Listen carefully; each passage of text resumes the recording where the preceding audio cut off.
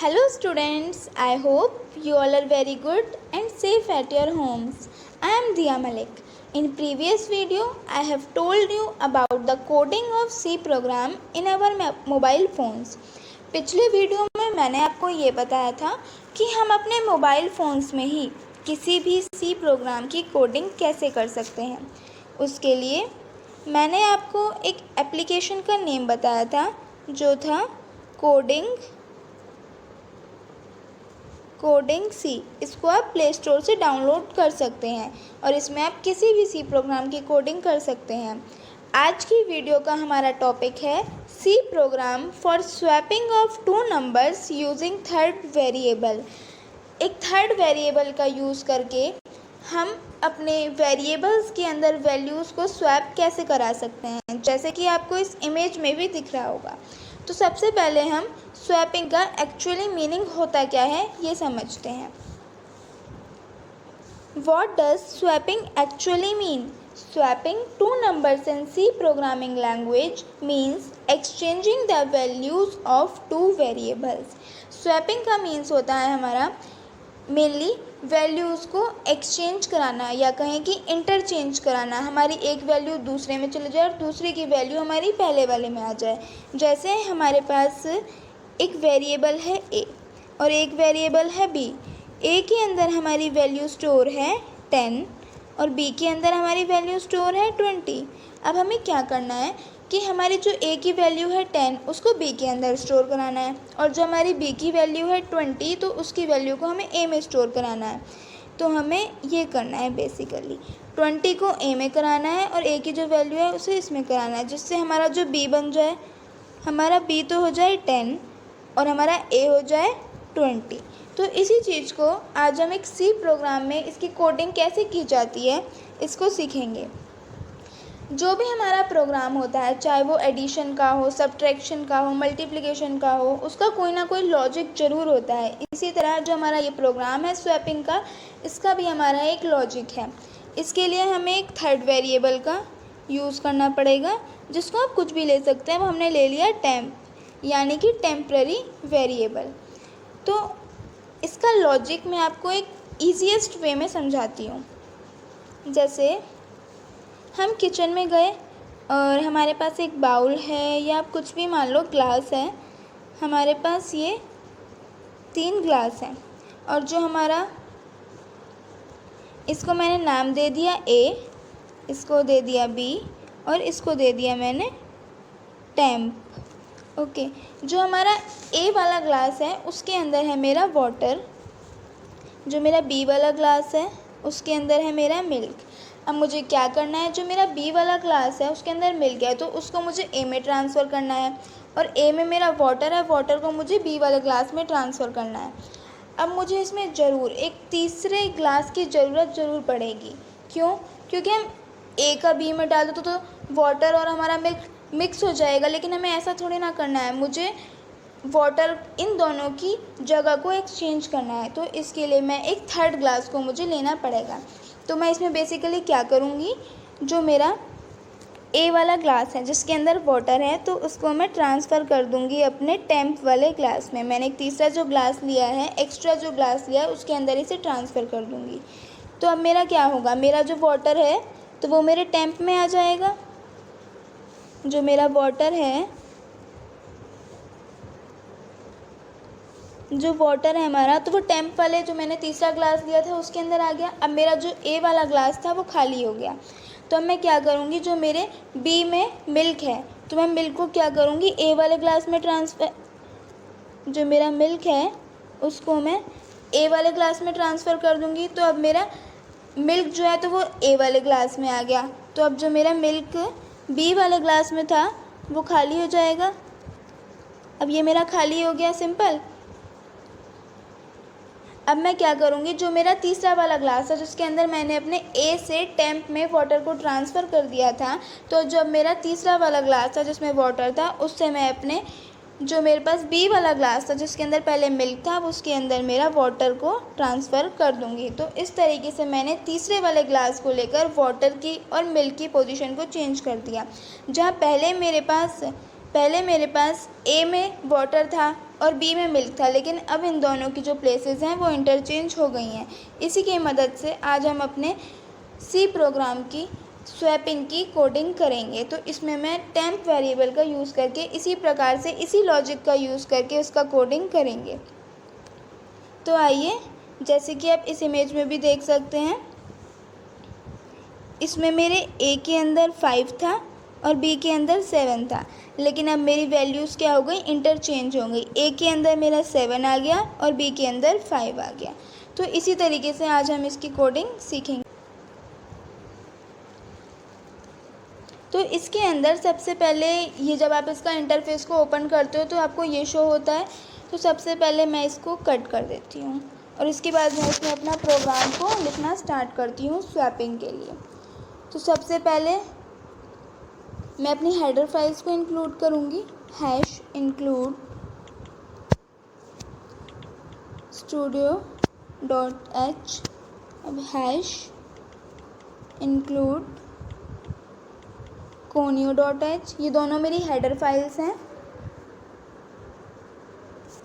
तो ये दोनों मेरी हेडर फाइल्स हैं जिनको मैंने अब अपने प्रोग्राम में एंटर करा लिया है। नेक्स्ट मैं अपने प्रोग्राम का मेन एग्जीक्यूशन स्टार्ट करवाऊँगी। void main, now open curly braces. अब जो हमें वेरिएबल्स लेने थे तो उसको मैं इंसर्ट कराऊंगी। इंट ए, आप कुछ भी ले सकते हैं, फर्स्ट नंबर ले लीजिए, सेकंड ले लीजिए, ऐसे करके मैंने ले लिया int a b comma temp और इसके बाद सेमी कॉलन। नाउ अब मैं प्रिंट एफ स्टेटमेंट को लगाऊंगी। प्रिंट एफ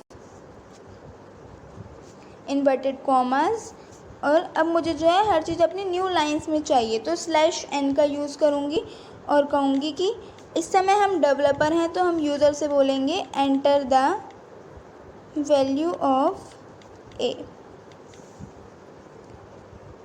नाउ अब सेमी कॉलन, अब हमें जो वैल्यूज़ हैं तो वो मिलेंगी scanf इन्वर्टेड कॉमास %d, हमें फॉर्मेट स्पेसिफायर का यूज़ करेंगे हम %d, और अब ये जो मुझे वैल्यू मिली है तो वो ए की मिली है, कॉमा ए। नाउ अब मुझे बी की वैल्यू भी तो चाहिए तो print F brackets inverted commas /n enter the value of B. अब semicolon. Next scanf statement, इसमें भी जो हमें बी की वैल्यू मिलेगी वो हमारी इंटीजर टाइप होगी, तो इसके लिए मैं लगाऊंगी %d comma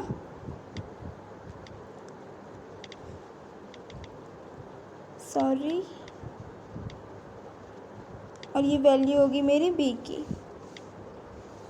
now semi colon. अब मुझे मेन अपने प्रोग्राम के लिए अब मुझे लगाना होगा लॉजिक। अब मैं यहाँ से अपना लॉजिक को अप्लाई करूँगी।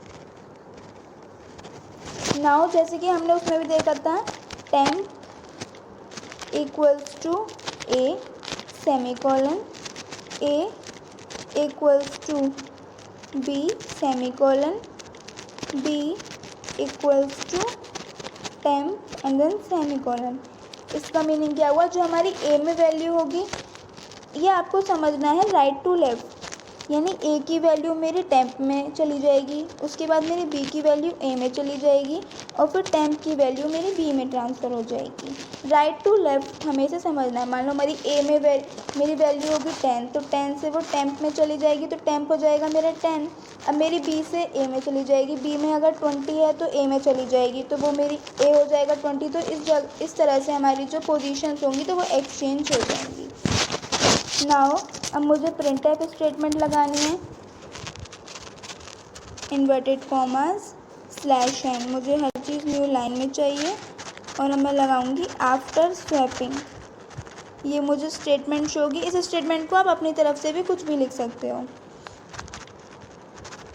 /n एन, और इसके बाद अपने स्टेटमेंट की कंटिन्यूटी को ब्रेक करने के लिए हम सेमीकोलन्स को अप्लाई करेंगे। अब फिर से प्रिंट एफ, और अब मुझे ए की वैल्यू जो स्वैप होने के बाद मिलेगी उसके लिए मैं लगाऊंगी ए, और %d हमारी वो भी इंटीजर टाइप ही होगी %d। अब मुझे लगाना है /n, अब मुझे जो वैल्यू चाहिए b की, नाउ b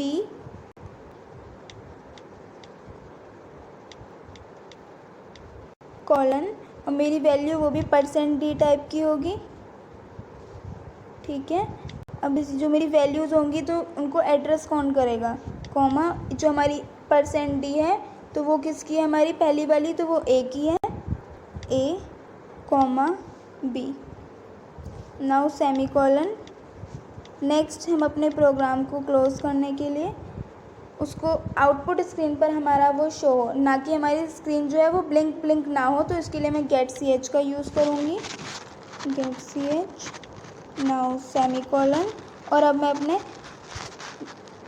ब्रैकेट को क्लोज कर दूँगी, ठीक है। तो ये हमारा स्वैपिंग के लिए प्रोग्रामिंग हो गई, कोडिंग हो गई। अब मैं एक बार इसको चेक कर लेती हूँ। आप अपने प्रोग्राम को लिखने के बाद उसको चेक ज़रूर कर लें, वरना वो कंपाइल नहीं हो पाएगा।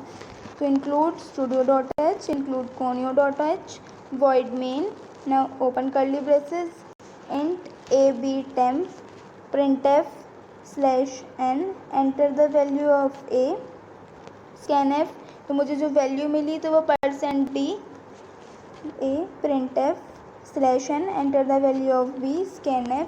अब मुझे जो अपना लॉजिक लगाना था तो वो हो गया temp equals to a equals to b equals to temp। अब printf /n आफ्टर स्वैपिंग, मतलब स्वैपिंग के बाद मुझे जो वैल्यूज़ मिलेंगी तो उसमें क्या होगा, printf a %d /n b, और ये हो गया %d और a और b की वैल्यूज़। यहाँ पर मैंने इसका यूज़ नहीं किया, ये हमारी एड्रेस को लोकेट करता है। अगर मैं इसे नहीं लगाती तो मेरा प्रोग्राम कंपाइल नहीं होता।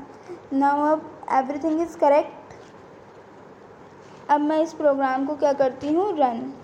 अब जैसे ही मेरा प्रोग्राम ठीक था तो अब वो क्या हो जाएगा, कंपाइल हो जाएगा। नेक्स्ट अब मैं इसमें क्या करती हूँ, एंटर द वैल्यू ऑफ ए। अब मुझसे ए की वैल्यू पूछिए, अब आप अपनी मर्ज़ी से कुछ भी डाल सकते हो, मैंने डाल दिया 45।